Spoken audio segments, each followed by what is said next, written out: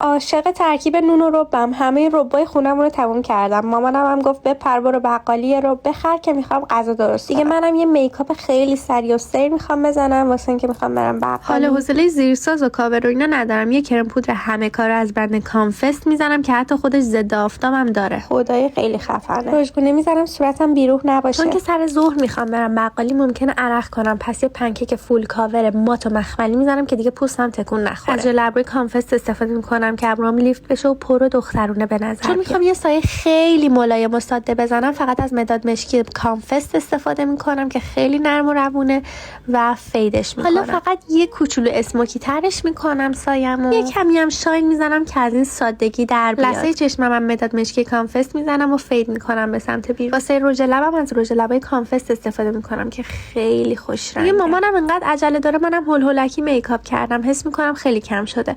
دیگه خلاصه چادر گلگلیمو گذاشتم سرم که برم بقالی. مسئولایی که باش میکاپ کردم همشون از برند کانفست بودن، یه برند ایرانی خیلی خفن و با کیفیت. پیجشو واسه تگ کردم.